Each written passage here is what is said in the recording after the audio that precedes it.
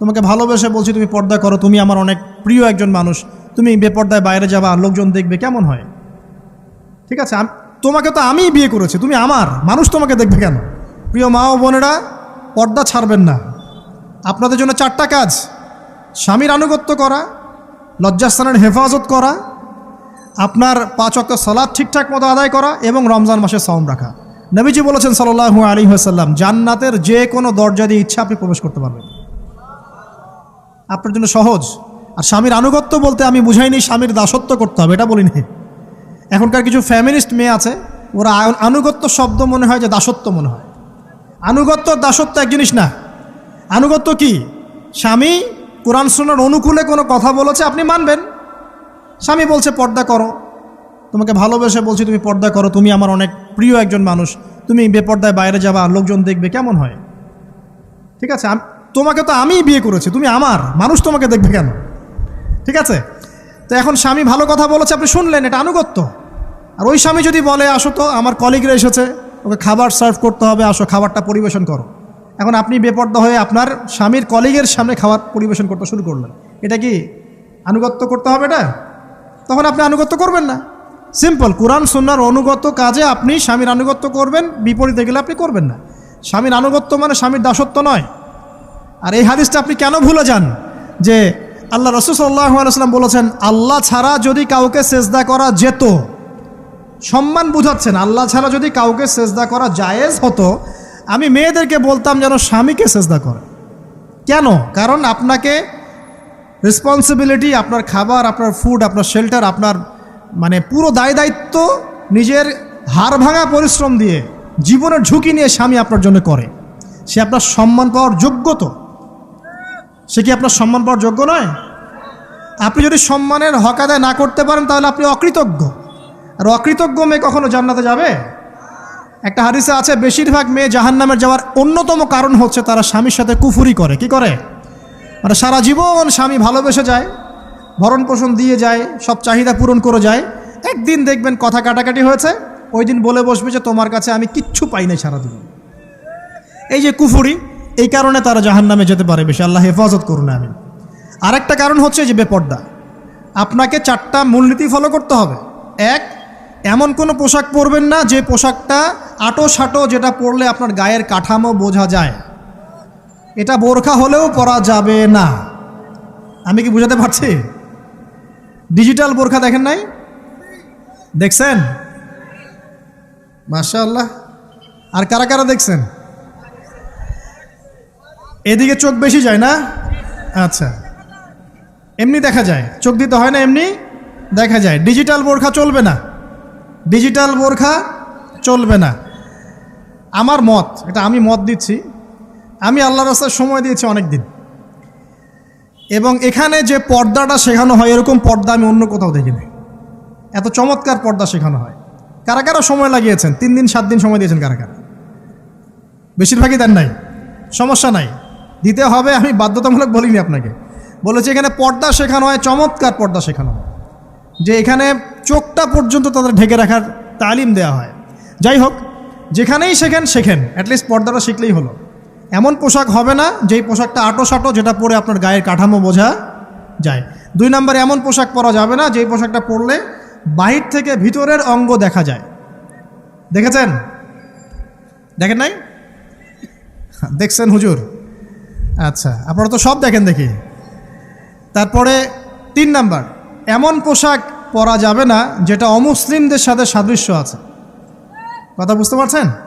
অমুসলিমদের ধর্মীয় বিষয়ের সাথে সাদৃশ্য আছে এমন পোশাক মুসলিম মেয়েদের পরা যাবে না। এর মানে এই নয় যে অন্য ধর্মকে আপনি আক্রমণ করবেন, এটাও নয়। যে যার ধর্ম তাদের স্বাধীনতা মতো পালন করবে। মুসলিমরা বাধা দিবে? দিবে না। মুসলিমরা দাওয়াত দিতে পারে। কি করতে পারে?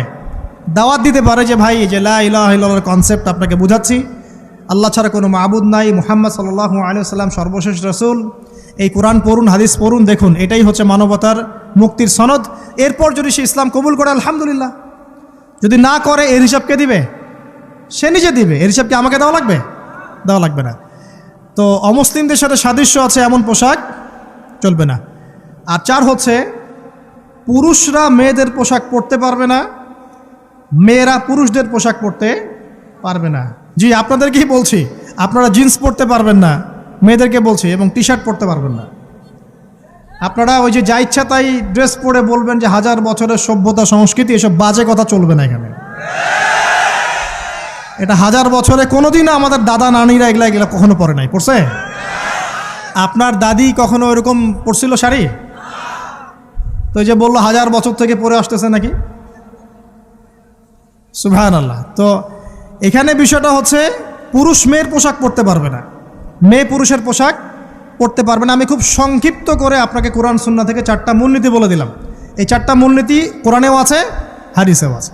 আসেন, এই যে নারীর অবমাননা, এই বিষয়টা আইয়ামে জাহিলিয়াতে যেমন ছিল, এখন দেখবেন আরও বড় পরিসরে এসেছে। আসে নাই? এই যে ফ্যাশন শো, দেহের প্রদর্শনী, বিভিন্ন ফিল্মস দেখবেন, ফিল্ম ইন্ডাস্ট্রিজে দেখবেন, মিউজিকে দেখবেন, পর্নে দেখবেন, মেয়েদের দেহটাকে নিয়ে ব্যবসা করা হচ্ছে। আগে তো না হয় কন্যা সন্তান হলে জীবন্ত পুঁতে ফেলতো নাকি, এখন যদি গর্ভের বাচ্চা মেয়ে জানে, অনেকে আগেই মেরে ফেলায়। বোঝেন নাই মনে হয়? অনেকে যদি জানে যে গর্ভে মেয়ে সন্তান আছে, আগেই মেরে ফেলায়। এমন অনেক দেশ আছে, আমি নাম বলছি না দেশের সঙ্গত কারণে, যে সে দেশে এরকম মেয়ে সন্তানকে এই যে খালাস করে ফেলার, নষ্ট করে ফেলার, ভ্রূণ নষ্ট করার আলাদা ক্লিনিক আছে, আলাদা হসপিটাল আছে। বলে নাউজুবিল্লাহ। তো আসলে ওই 1450 বছর আগের মানুষটা বেশি বর্বর ছিল না আমরা বেশি বর্বর? এই যে অধিকারের কথা বলে বলে আমরা মেয়েদের দেহটাকে নিয়ে এখন মস্করা করছি, তামাশা করছি। সবচেয়ে সেরা অধিকার কোথায় পাবে? কোরআনে পাবে, হাদিসে পাবে, ইসলামে পাবে। তার পর্দা নিশ্চিত হবে, দেহ সেফ থাকবে, তার ইজ্জত নিশ্চিত হবে, ইজ্জত সেফ থাকবে, তার সম্মান সেফ থাকবে, তাকে রাজরানীর মতো স্বামী বাসায় রাখবে, কারণ সে হচ্ছে তার কাছে সবচেয়ে মূল্যবান প্রিয় বস্তু। শুধু তাই নয়, সম্পত্তির অধিকার তাকে দিতে হবে। একজন মেয়ে তার ভাইয়ের সম্পত্তি পাবে, তার বাবার সম্পত্তি পাবে, তার স্বামীর সম্পত্তি পাবে, সব দিক থেকে সে সম্পত্তি পাবে। আর একজন ছেলে কিন্তু সব দিক থেকে সম্পত্তি পাবে না। এই বিষয়গুলো যখন এক শ্রেণীর মানুষ বোঝে না, তখন ইসলামের বিরুদ্ধে অহেতুক প্রপাগান্ডা চালানো শুরু করে। সবচেয়ে সেরা সম্মান রক্ষার উদাহরণ দেয়া হয়েছে ইসলামে, কোরআনে এবং হাদিসে। এই কথাটা আপনাদের মা বোনদেরকে বোঝাবেন, তবে নম্রতার সাথে বোঝাবেন, কারণ উচ্চবাচ্য করলে তারা কথা শুনবে না। আর আল্লাহ রাসূল সাল্লাল্লাহু আলাইহি ওয়াসাল্লাম বলেছেন, কিছুটা বাঁকা হাত দিয়ে তাদেরকে তৈরি করা হয়েছে। যদি আপনি শক্ত করে চাপ দিতে যান তাহলে ভেঙে যাবে, আর যদি আপনি ওই অবস্থায় ছেড়ে দেন তাহলে বাঁকাই থেকে যাবে।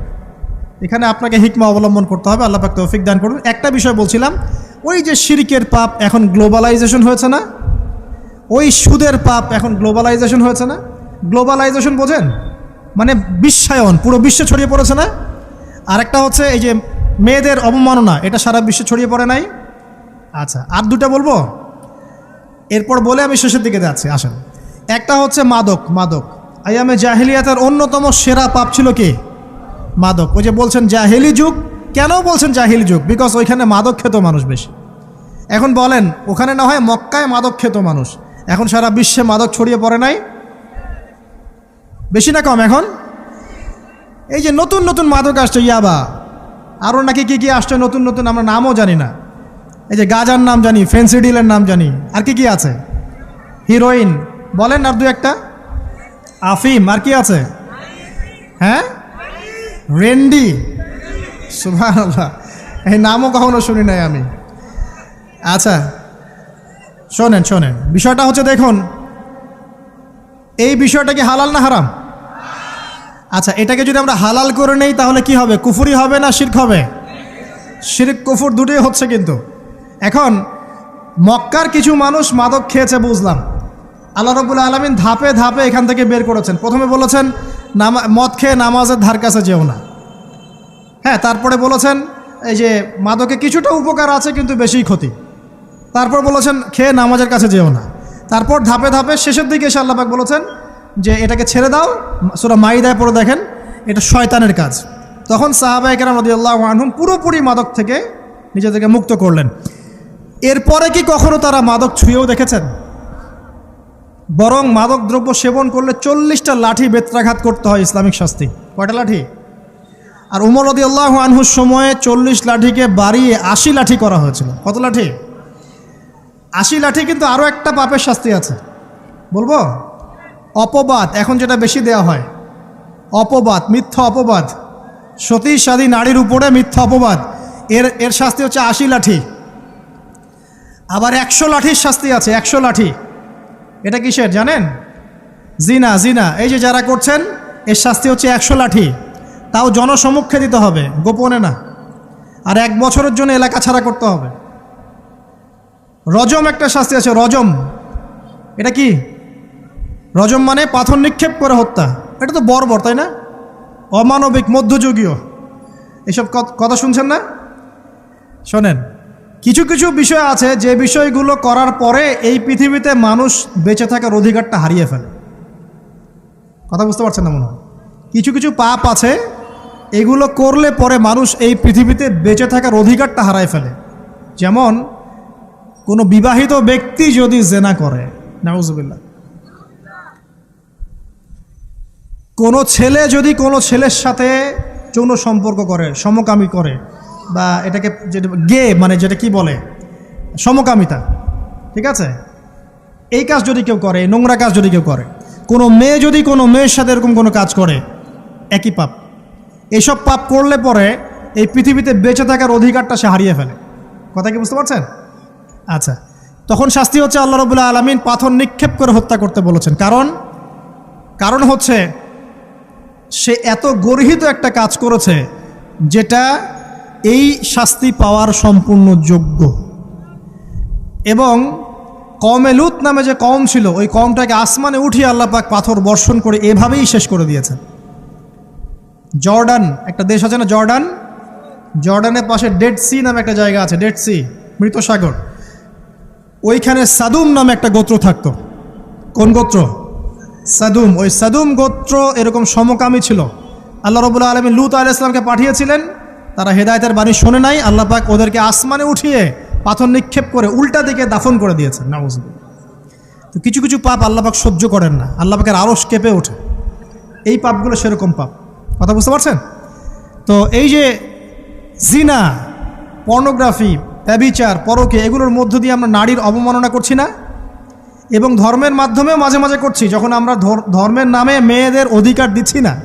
অনেকেই সম্পত্তির অধিকার দিচ্ছেন না, অনেকেই শিক্ষিত করছেন না, অনেকেই আরও এই যৌতুক নিচ্ছেন না, যৌতুক নিচ্ছেন না অনেকেই।